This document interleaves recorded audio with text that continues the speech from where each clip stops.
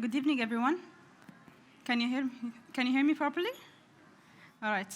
So first of all, I would like to introduce myself. My name is Alya Al Naqbi, and I work at Masdar as an interface and project control manager.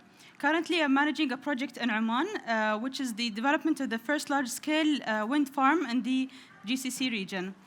And I will be your speaker for the next 20 minutes. First, I want to tell you that every year, Abu Dhabi and Masdar host Abu Dhabi Sustainability Week. And we have a lot of sessions, conferences, and an exhibition over there. However, we always have this question: what is going on with regards to the renewable energy in the MENA region and worldwide? And that's why I came here to tell you about. Now, first of all, you know that the renewable energy became a mainstream in the power technology. And because every day, the demand for power is increasing. And the cost of importing the energy is also not getting any cheaper. That's why this led to ambitious national renewable energy targets in the Middle East and also worldwide. This also added to creating policies that would help the development of renewable energy projects. Now, developers such as Masdar contributed in the creating such environment, creating the competition in the renewable energy. And this led also not to the development of the renewable energy in terms of solar panels and wind farms. Also, this impacted the lithium batteries cost, which reduced by percentages that I will present to you later on. And every time when you mention renewable energy, it's associated with innovation. How innovation, well, it can be translated in many, many means. However, innovation, renewable energy, mainly we talk about the levelized cost of electricity. The electricity gets really, by year, gets really cheaper. And we are going to present to you, I'm going to present to you the exact numbers of the change that happened in the past few years.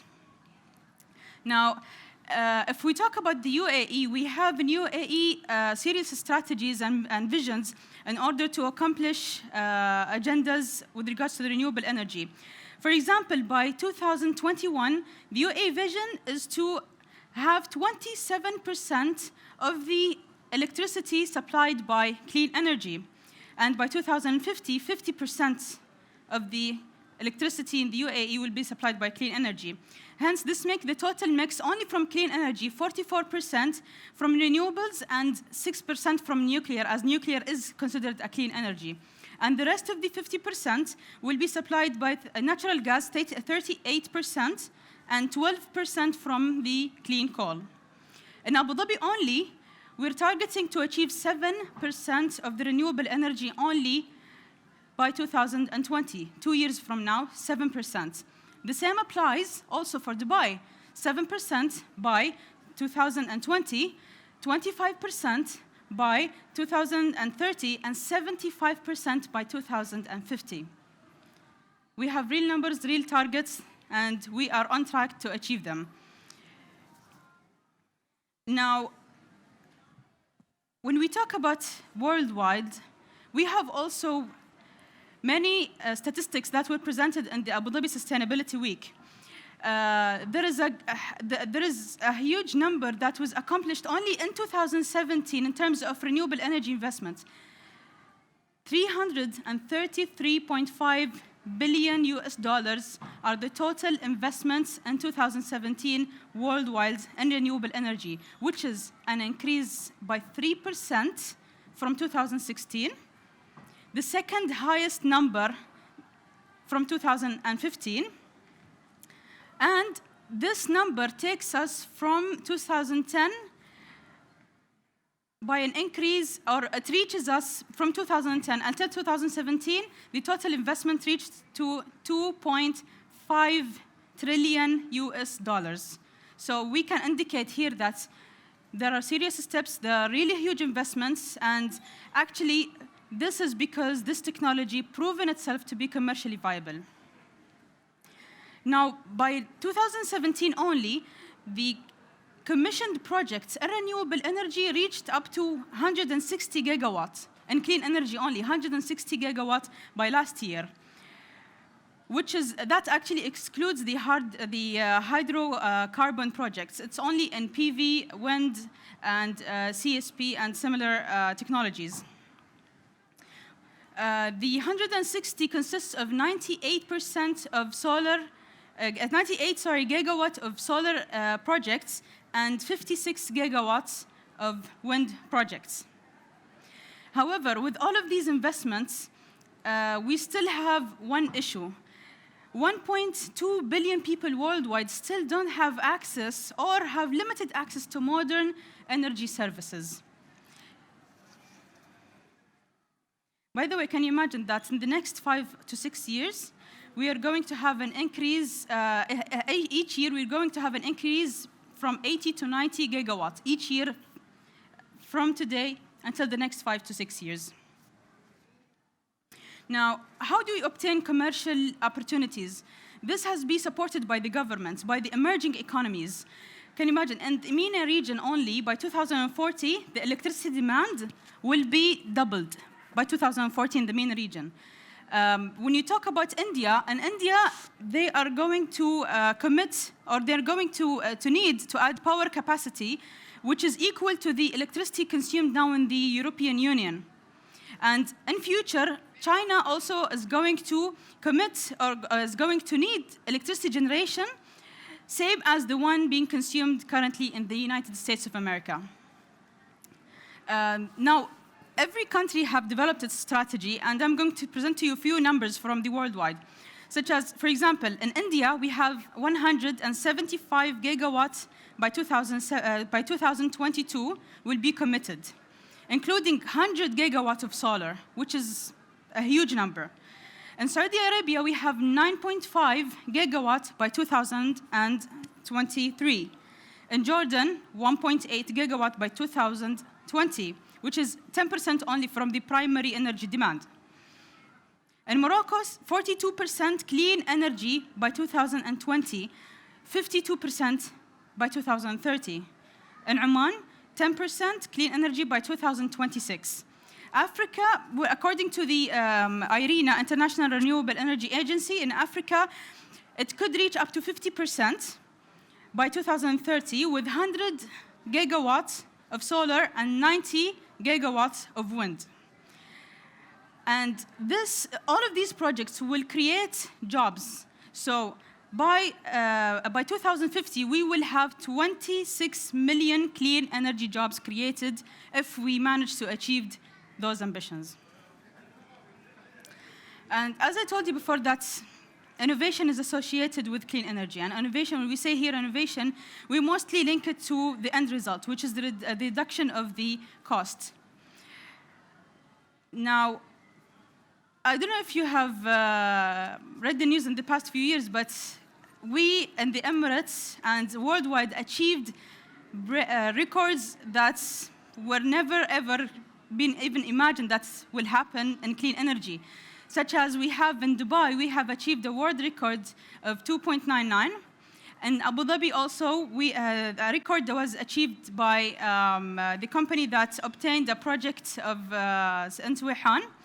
And we have in Chile, and Saudi Arabia, Mexico, and Peru. And it is also expected that by 2018, the electricity per kilowatt per hour can reach up to $0.03 US, which is really cheap and will be even cheaper than the fossil fuels, most of the fossil fuels. Also, I should mention that we will need energy storage solutions to be also reduced. Hence, we have the latest reports by the International Renewable Energy Agency mentioned that until 2070, we have 75% drop in the prices of the lithium battery.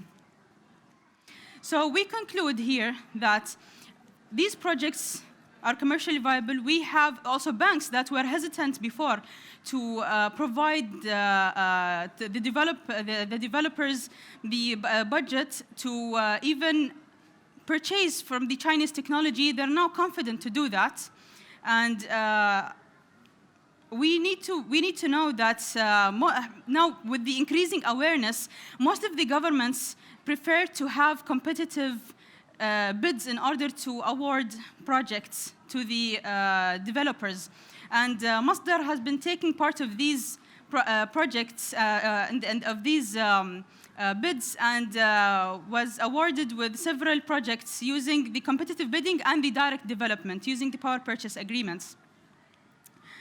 One of the projects that we entered using competitive bid is with DIWA to develop 800 megawatt project in Sheikh Mohammed bin Rashid Solar Park.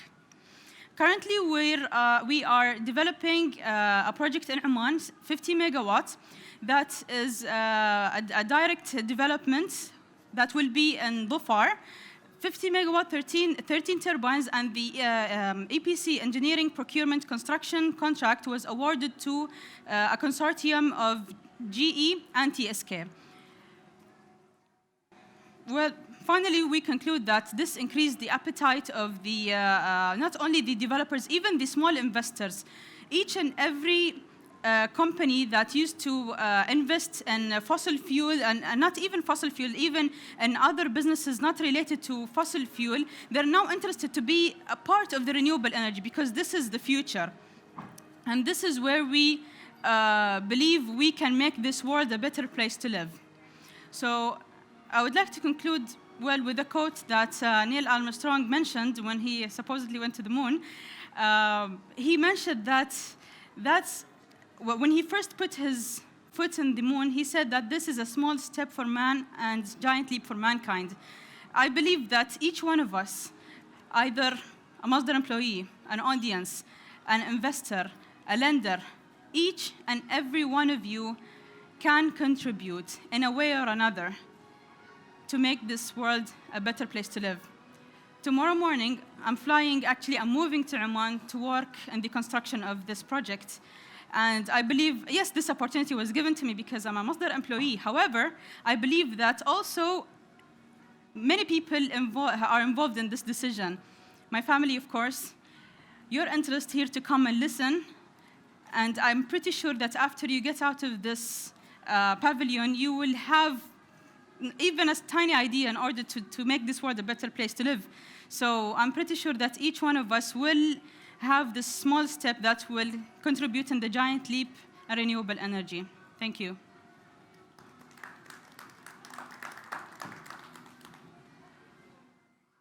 So, any questions? Yeah.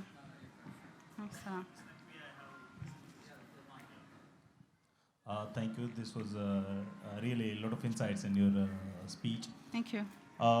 Like this wind farm and solar, Mm-hmm. these are the two main leading non-conventional energy projects which every country is talking about. So I just want to know that which is more more likely to be in benefit cost-wise, either wind or solar? Solar is cheaper. Solar is cheaper than wind. Yes, and you have, the opportunity to develop a solar project is bigger than the wind, because, for example, in the Middle East, we have certain places only that we can invest in wind. However, most of these places are also good places to invest in PV. So PV is... Yeah, okay. I won't say better, but because there are geographical limitations also while considering of wind, because you need to have certain wind speed at certain velocity, right? And it's even cheaper because of the innovation happening every day. So is there any right now wind projects in UAE? In UAE, we don't have a wind project, but the first one in GCC will be in Dhofar, in Oman. Oh, that's where you are working. Yeah. In that. Okay, thank you. You're welcome. And Sarbani, yes, that was a prototype. We don't call it a project. Small. Yes.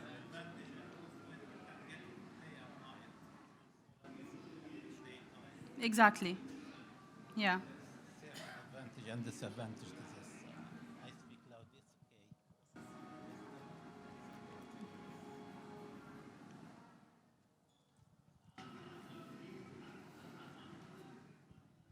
Alya, thank you very much for. You're most welcome. Even though I attended your lecture pretty late, because they That's went me to okay. the wrong door.